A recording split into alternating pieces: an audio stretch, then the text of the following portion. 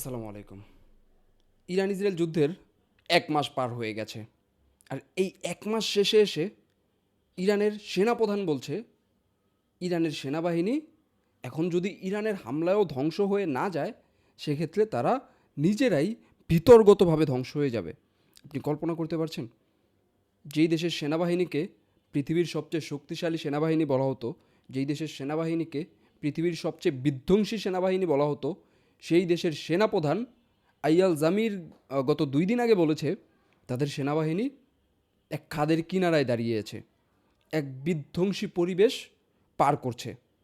তারা বলছে ইরানের হামলায় যদি ইসরায়েলের সেনাবাহিনী খণ্ড খণ্ড হয়ে ভেঙে না পড়ে, তারপরও তারা ইন্টারনালি যেই দ্বন্দ্ব চলছে, ইন্টারনালি যেই সেনা সংকট দেখা দিয়েছে, এই সংকটের মধ্য দিয়ে ইসরায়েল মোটামুটি ভেঙে পড়তে পারে। আর এই ইসরায়েলের সেনাবাহিনী ভেঙে পড়া মানে সহজে বলতে পারেন ইসরায়েলের ভেঙে পড়া। ইসরায়েলের সেনাবাহিনী ভেঙে পড়া মানে ইসরায়েল ভেঙে পড়া। ইসরায়েলকে ১৯৪৮ সাল থেকে এখনও এই জায়গায় দাঁড় করিয়ে রেখেছে ইসরায়েলের এই বিধ্বংসী সেনাবাহিনী। বিধ্বংসী বললে ভুল করবেন আপনি। এরা যেই পরিমাণ অত্যাচার আশেপাশের দেশগুলোর সাধারণ মানুষের উপর চালিয়েছে, যেটা আনবিলিভেবল। শুধুমাত্র আশেপাশের দেশগুলোর নাগরিকের উপরই না, মধ্যপ্রাচ্যের যতগুলো যুদ্ধ ন্যাটো, ইভেন মার্কিন যুক্তরাষ্ট্র করেছে, সবগুলো যুদ্ধের পেছনে এই সেনাবাহিনীর আর এই ইসরায়েলি গোয়েন্দা সংস্থার হাত ছিল। আর আজ সেই সেনাবাহিনী বলছে তারা দুর্বল হয়ে যাচ্ছে, তারা ভেঙে পড়তে পারে। আমরা আজ এই বিষয়টাকেই গভীরভাবে বিশ্লেষণ করার চেষ্টা করব। যেমন দেখা গেছে সেনাপ্রধানের এই বক্তব্যের পাশাপাশি ইসরায়েলের বিরোধী দলীয় নেতা ইয়ার লাপিডও বলেছে যে আসলে এই যুদ্ধ নেতানিয়াহুর যুদ্ধ। ইরান যুদ্ধকে মেনশন করে সে বলেছে এই যুদ্ধ নেতানিয়াহুর যুদ্ধ। এই যুদ্ধে নেতানিয়াহু তার নিজের ফয়দা হাসিল করার জন্য লড়ছে। যখন দেখা গিয়েছিল ইরানে ইসরায়েলের যুক্তরাষ্ট্র প্রথম দিন হামলা করেছে, প্রথম দিন ইয়ার লাপিড বলেছিল এখন কোনো দ্বিধাবিভক্তি নয়, এখন আমাদের এক হয়ে ইরানের বিরুদ্ধে লড়তে হবে। কিন্তু পরবর্তীতে দেখা গেছে সে আসলে এটার বিরুদ্ধে কথা বলছে। অনেকে ধারণা করছে বা অনেকে বলছে এটা আসলে রাজনৈতিক বক্তব্য, কিন্তু বিশ্লেষণ বলছে আসলে ইসরায়েলি সেনাবাহিনীর এই বক্তব্য কোনো রাজনৈতিক বক্তব্য না। এটা ইসরায়েলের বা ইসরায়েলি সেনাবাহিনীর অ্যাকচুয়াল চিত্র, এখনকার চিত্র। সেটা নিয়েই আমরা আজ আলোচনা করব। প্রথমে আপনি যদি দেখেন একটা সেনাবাহিনীর কয়টা ফ্রন্টে যুদ্ধ করার সক্ষমতা থাকে, ঠিক আছে? তো আপনি যদি দেখেন একটা সেনাবাহিনীর কয়টা ফ্রন্টে যুদ্ধ করার সক্ষমতা থাকে, ইসরায়েল একসাথে কয়টা ফ্রন্টে যুদ্ধ করছে? ১, গাজা। ২, পশ্চিম তীর। পশ্চিম তীরে যুদ্ধ না করলেও, পশ্চিম তীরে পাল্টা আক্রমণ না হলেও তারা ব্যাপক মাত্রায় সেনা অভিযান চালাচ্ছে। আর গাজায় তো তাদের ব্যাপক মাত্রায় সেনা এখনও রয়ে গেছে। গাজার প্রায় 40-50% মতো তারা দখল করে রেখেছে। সেখানে ব্যাপক মাত্রায় সেনা রাখতে হয়েছে। অন্যদিকে লেবাননে ব্যাপক মাত্রায় হামলা চালাচ্ছে তারা। লেবাননে ব্যাপক মাত্রায় হামলা চালাচ্ছে। তাদের পরিকল্পনা হচ্ছে লিতানি নদী অবধি মোটামুটি বলতে পারেন লেবাননের 20-25% দখল করে নেওয়া। লিতানি নদীর উপর সবগুলো ব্রিজ যেগুলো ছিল, বা লিতানি নদী যেভাবে ওই 25%কে পুরো লেবাননকে কানেক্ট করতো, সেই সবগুলো নদীকে বা সেই সবগুলো ব্রিজকে ধ্বংস করে দিয়েছে। পাশাপাশি এই যে 25%-এ ইসরায়েলের বর্ডারের সাথে লিতানি নদীর এই পারে যেই 25%-এর মতো ভূমি আছে লেবাননের, যেখানে হিজবুল্লাহ থাকে বা যেটার সিকিউরিটি হিজবুল্লাহ নিশ্চিত করে, বর্ডারের সাথে এই পুরো অঞ্চলটুকুতে যেই ছোট ছোট গ্রামগুলো আছে, যেই ছোট ছোট বসতিগুলো আছে, সেগুলোকে ব্যাপক মাত্রায় টার্গেট করে ইসরায়েল ধ্বংস করে দিচ্ছে, যেগুলোর চিত্র দেখলে আপনিও আটকে উঠবেন। তারা এখন লেবাননে হিজবুল্লাহর বিরুদ্ধে ফিল্ড অপারেশন চালাচ্ছে। যদিও তাদের এই অপারেশন খুব বেশি ব্যয়বহুল, খুব বেশি ক্ষয়ক্ষতি করছে হিজবুল্লাহ, খুব বেশি ক্ষয়ক্ষতি করছে।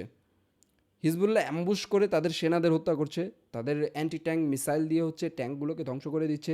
ইভেন এখন অবধি মাত্র 14 থেকে 15 দিন হয়েছে এই যুদ্ধ শুরু হয়েছে লেবাননের সাথে, বা হিজবুল্লাহর সাথে যুদ্ধ শুরু হয়েছে 14 থেকে 15 দিন হয়েছে। এই 14 থেকে 15 দিনে তারা প্রায় 130 থেকে 135টির মতো সামরিক যান হারিয়েছে।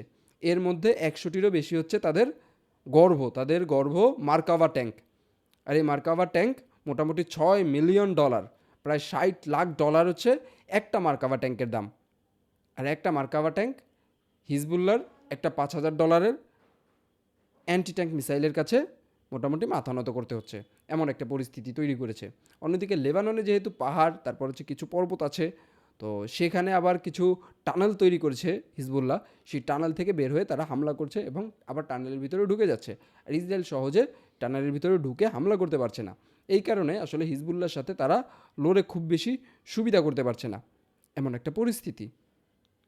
তারা খুব বেশি সুবিধা করতে পারছে না, এই কারণে তারা লেবাননে হিজবুল্লাহর সাথে একটা নেগোসিয়েশনে আসতে চাচ্ছে। এখনও আসতে চাচ্ছে না, বা আসার জন্য বাধ্য করতে পারে লেবানন বা হিজবুল্লাহ বাধ্য করতে পারে, কিন্তু ইসরায়েলের নীতি হচ্ছে, ইসরায়েলের পরিকল্পনা হচ্ছে 25% দখল করে নিবে। এইখানে কয়েক হাজার সেনা একসাথে ফিল্ড অপারেশন করছে। অন্যদিকে অন্যদিকে ইরানের সাথে যুদ্ধে মোটামুটি পুরো ইসরায়েল জুড়ে তাদের সেনাবাহিনীকে রেড অ্যালার্টে রেখেছে। আপনারা দেখবেন কিছুদিন আগে প্রায় 1 লাখের মতো সেনা, 1 লাখের মতো রিজার্ভ সেনা তারা মাঠে নামিয়েছে। আর এই রিজার্ভ সেনাগুলো আসলে কোনো সরাসরি যুদ্ধ পরিচালনা করে, এরা সরাসরি যুদ্ধ পরিচালনা করে না, এরা শুধুমাত্র ভলান্টিয়ার হিসেবে কাজ করে। এরা সারা দেশে ভলান্টিয়ার হিসেবে কাজ করে। আর শুরু থেকে 2023 সালের অক্টোবর থেকে পুরো দেশের সেনাবাহিনী এমনিতেই অ্যাক্টিভ ছিল শুধুমাত্র হামাসের সাথে যুদ্ধে। হামাস শুধু নিজেদের ভূমিতেই যুদ্ধ করেনি, তারা মাঝের মধ্যে রকেট হামলা করেছে, মাঝের মধ্যে হচ্ছে পশ্চিম তীর থেকে তাদের হামলা করার পরিকল্পনা ছিল, তারা পশ্চিম তীর থেকেও কিছু হামলা করেছে। এতে করে মোটামুটি ইসরায়েলি সেনাবাহিনী, ইসরায়েলি মানুষ সবচেয়ে বেশি বিরক্ত, বা ইসরায়েলি মানুষ সবচেয়ে বেশি ভীত সন্ত্রস্ত শুধুমাত্র ইরানের হামলার কারণে, অন্যদিকে হিজবুল্লাহর হামলার কারণে। ওইদিকে হুতিরাও আছে, হুতিরাও এখন হামলা শুরু করেছে ইসরায়েলে। তো মোটামুটি একসাথে 4টা ফ্রন্টে যুদ্ধ করা ইসরায়েলের জন্য ডিফিকাল্ট হয়ে পড়ছে। আর অলরেডি 2023 সাল থেকে ইসরায়েলের মানুষ ব্যাপক মাত্রায় ভীত সন্ত্রস্ত রয়েছে এবং ব্যাপক মাত্রায় তারা বিরক্ত। তারা বাংকারে আসা যাওয়া নিয়েই ব্যাপক বিরক্ত। কেননা যখনই একটা মিসাইল আসছে, দেখা যাচ্ছে একটা রকেট আসছে, সেই রকেট এসে মোটামুটি ইসরায়েলের আকাশসীমায় ঢুকলেই তাদের সাইরেন বাজা শুরু হয়। আর সাইরেন বাজলেই ইসরায়েলিরা দেখা যাচ্ছে বাংকারে ঢুকে যাচ্ছে, ঘর থেকে দৌড়ে বাংকারে ঢুকে যাচ্ছে, গভীর রাতে বাংকারে ঢুকে যাচ্ছে, এমন একটা পরিস্থিতি। আর এতে করে মোটামুটি তারা ব্যাপক মাত্রায় বিরক্ত। এটা ঘটা শুরু হয়েছিল 2023 সালের অক্টোবর থেকে, আর এখন 2026-এর মার্চ শেষ হয়ে যাচ্ছে। এতে করে গত 1 মাসে ইরান যে পরিমাণ হামলা করেছে আর যে পরিমাণ মানুষ নিহত হয়েছে, এতে করে এটা ইসরায়েলিরা দেখে মোটামুটি তারা ব্যাপক মাত্রায় ভীত। তারা এখন শান্তি চাইছে। ইভেন ইসরায়েলের মেয়ররাও এখন বলছে যে আমরা আসলে এই যুদ্ধ চাই না, এই যুদ্ধ শুধুমাত্র নেতানিয়াহুর যুদ্ধ, এই যুদ্ধ নেতানিয়াহু তার নিজের জন্য করছে, সে আসলে কোনোভাবেই ইসরায়েলকে রক্ষা করতে চায় না। এই হচ্ছে পরিস্থিতি। ইভেন সেনাপ্রধান উল্লেখ করে বলেছে এই যুদ্ধে যদি আগামী কয়েকদিনের মধ্যে 15,000 সেনা বা 15,000 যুদ্ধে সক্ষম সেনা আমরা সেনাবাহিনীতে যোগ করাতে না পারি, সেক্ষেত্রে দিনে দিনে আমাদের সেনাবাহিনী আরও দুর্বল হয়ে পড়বে। সেনাবাহিনী শুধু মারা গেলেই দেখা যায় কোয়ান্টিটি কমে না, তাদের মধ্যে ব্রেইন স্ট্রোকের মাত্রা বা ব্রেইনের দিক দিয়ে ব্যাপক মাত্রায় চাপ প্রয়োগ করে দেন হচ্ছে তাদের মোটামুটি পাগল হয়ে যাওয়ার মতো একটা পরিস্থিতি তৈরি হয়। অন্যদিকে ইসরায়েলের মোটামুটি সব নাগরিকই সেনাবাহিনীর সাথে ট্রেনিং নেয়, বা আপনি বলতে পারেন যে সেনাবাহিনীর সাথে ফিল্ড ওয়ার্কে যায়। তাদের জন্য ফিলিস্তিন একটা ফিল্ড ওয়ার্কের জায়গা, তারা সেখানে সাধারণ ফিলিস্তিনিদের টার্গেট করে, সেখানে তারা ট্রেনিং দেয়। কিন্তু এখানে সরাসরি যুদ্ধ চলছে, এখানে সাধারণ মানুষ যেতে চাইছে না, তারা জানে এটার রিস্ক কতটুকু।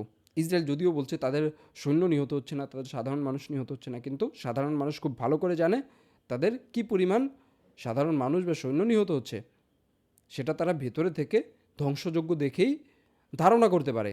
আর এতে করে সাধারণ মানুষ আসলে যুদ্ধে যেতে চাইছে না। অন্যদিকে ইসরায়েলের প্রায় 12% মানুষ এক স্পেশাল ইহুদি সম্প্রদায় বলতে পারেন, তাদেরকে যুদ্ধে যাওয়ার বা যুদ্ধের ট্রেনিংয়ের কোনো প্রয়োজন নেই। তারা রিচ ইহুদি বলতে পারেন, রিচ ইহুদি সম্প্রদায়, তাদেরকে ভরণ পোষণ দিয়ে ইসরায়েলি গভর্নমেন্ট পালে। আর এটা নিয়েও সেনাবাহিনী ব্যাপক মাত্রায় বিরক্ত। যেখানে 90 লাখের মতো ইহুদি ইসরায়েলে রয়েছে, সেখানে 12% যদি কোনো ধরনের কর্মকাণ্ড পরিচালনা না করে, সেক্ষেত্রে একটা বড় অ্যামাউন্ট সেখান থেকে সরে যায়। এই হচ্ছে পরিস্থিতি। এই অবস্থায় যদি সেনা সংকট দেখা দেয়, যদি ইরানের সাথে যুদ্ধে যুক্তরাষ্ট্র বা ইসরায়েল পড়ে যায়, তারা ব্যাপক মাত্রায় পরিকল্পনা নিচ্ছে। তাদের এবারের বাজেটও, সামরিক বাজেটও বিশাল বড় বাজেট করা হয়েছে, কিন্তু তাদের ইন্টারনাল পরিবেশ আসলে অন্য কিছু বলছে। যদি ইরানের সাথে যুদ্ধে হেরে যায় ইসরায়েল যুক্তরাষ্ট্র, সেক্ষেত্রে ইসরায়েলের পতন ঘটতে পারে শুধুমাত্র এই সেনাবাহিনীর পতনের মধ্য দিয়ে। সেনাপ্রধান আগে থেকেই সতর্ক করে দিয়েছে, তাদের বিরোধী দলীয় নেতা আগে থেকে সতর্ক করে দিয়েছে। সেক্ষেত্রে এখনও নেতানিয়াহুর মধ্যে কোনো কিছুই কাজ করছে না, সে নিজের জন্য কাজ করে যাচ্ছে। সে সেনাবাহিনী, এয়ারফোর্স, তারপর হচ্ছে নৌবাহিনীকে তার নিজের জন্য কাজ করাচ্ছে, কিন্তু সেনাপ্রধান সরাসরি বলেছে এটা আসলে নেতানিয়াহুর যুদ্ধ, এখানে ইসরায়েলকে ধ্বংস করার পরিকল্পনা করা হচ্ছে। এই হচ্ছে বর্তমান পরিস্থিতি। দেখা যাক নেতানিয়াহু কতটুকু যুদ্ধকে সামনে এগিয়ে নিয়ে যেতে পারে। যত দিন যাবে ইসরায়েলি বাহিনী তত দুর্বল হবে, এখন বলাই যায়। তাহলে আজ রাখছি এখানে। ভালো থাকবেন, সুস্থ থাকবেন। আসসালামু আলাইকুম।